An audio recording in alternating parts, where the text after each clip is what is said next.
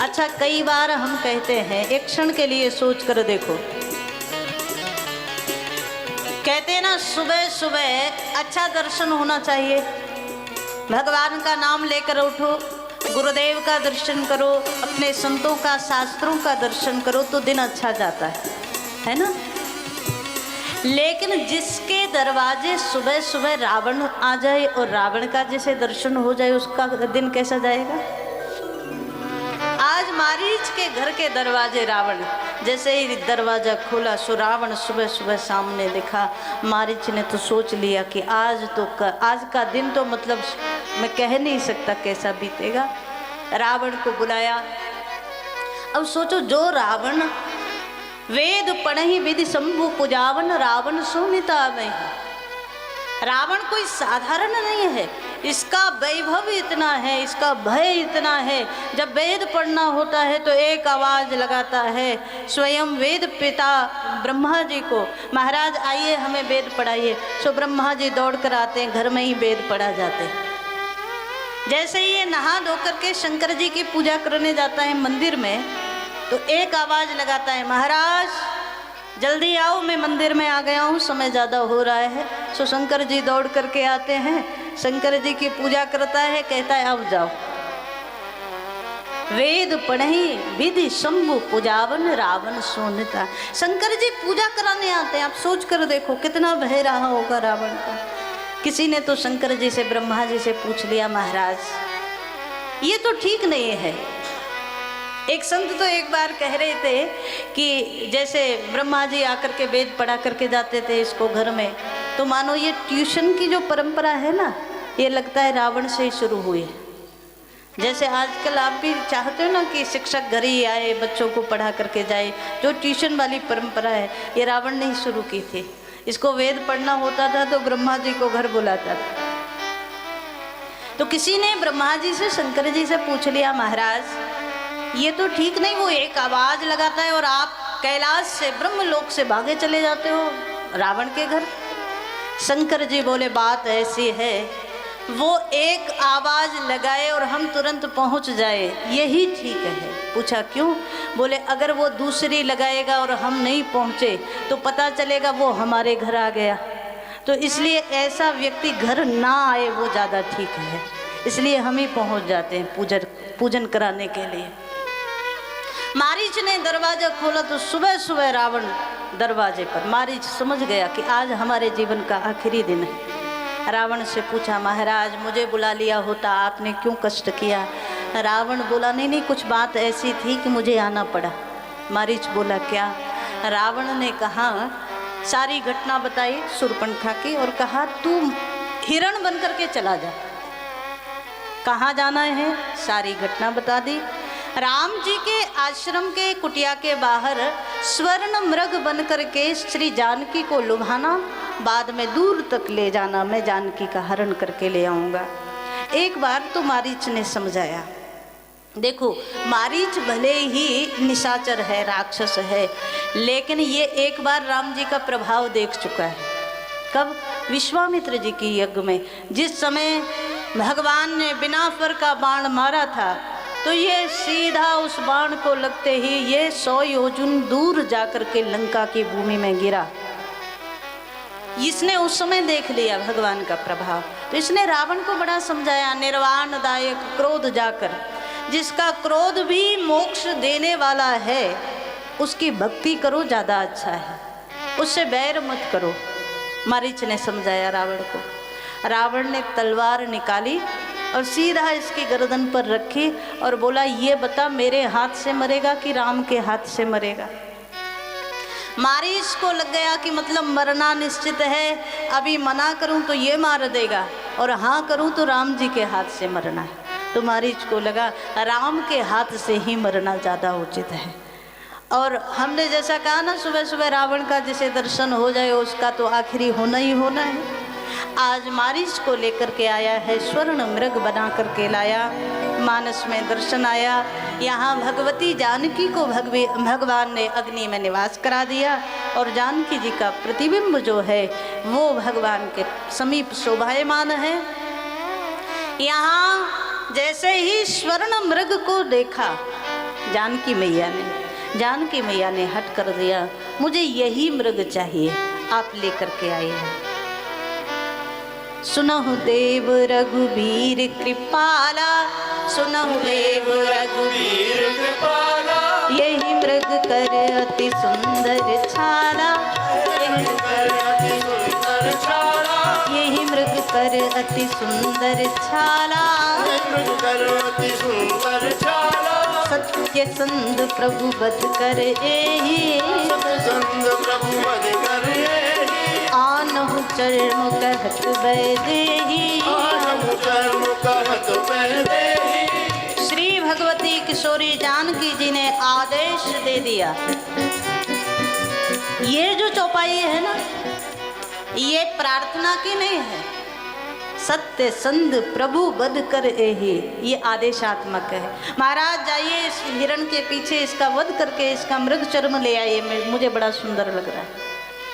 मानो इस लीला से पहले भगवान ने जो मूल जानकी को अग्नि में स्थापित किया वो इसीलिए किया क्योंकि अब जो लीला होनी है वो भगवान को आदेश मूल जानकी नहीं दे सकती। तो अब जो लीला होनी है वो जानकी का प्रतिबिंब भगवान की प्रेरणा से जैसा भगवान चाहते वैसा कहलवा रहे हैं, और ये जानकी का प्रतिबिंब है।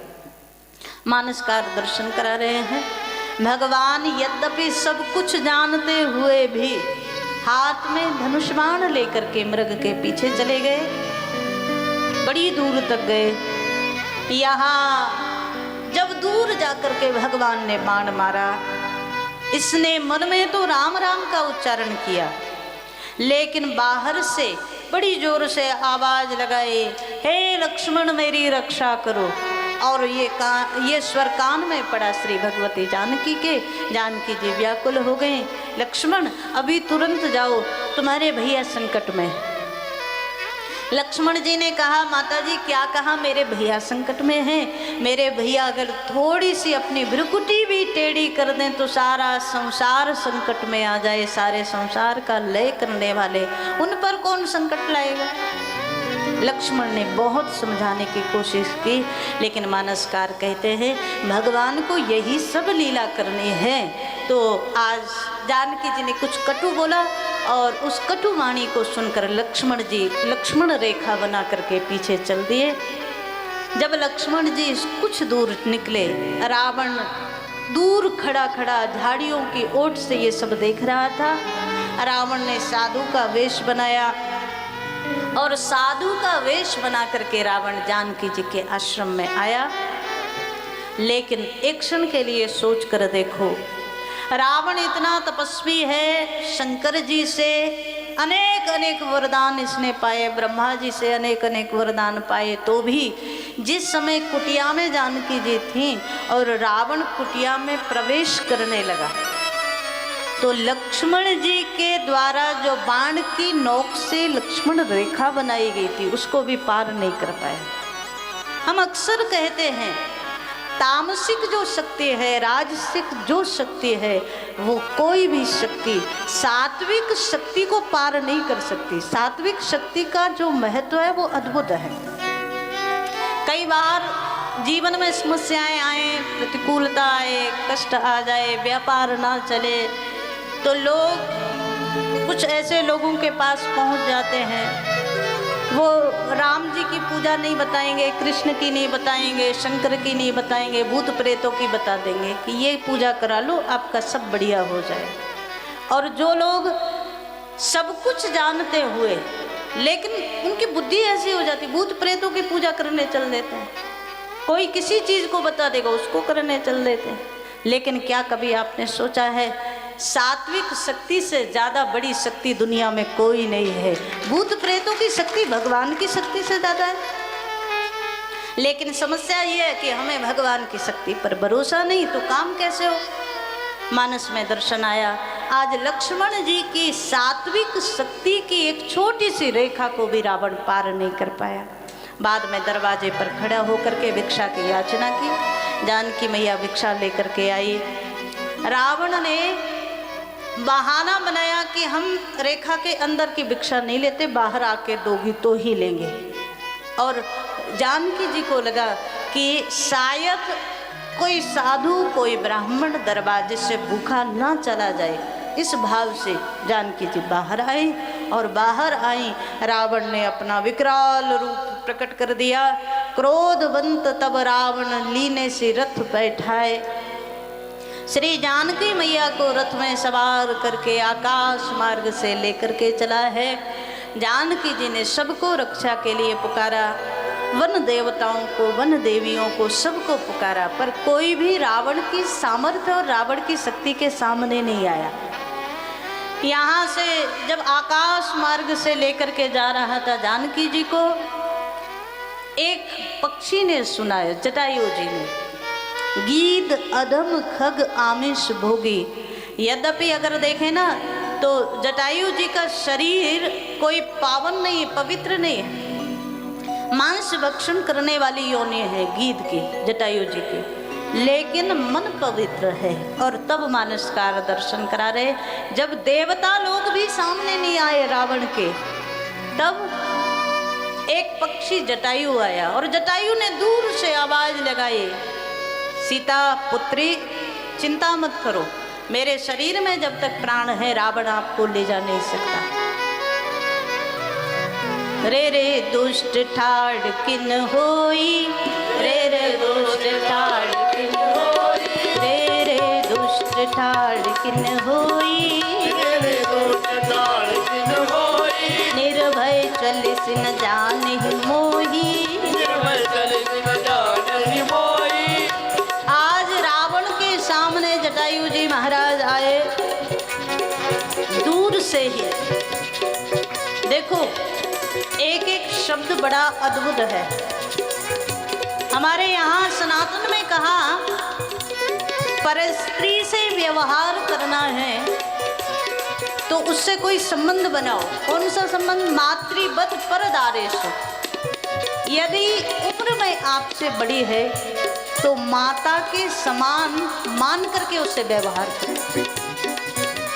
या तो आपके समकक्ष है, समवयस्क है तो बहन मान लो, बेटी मान लो।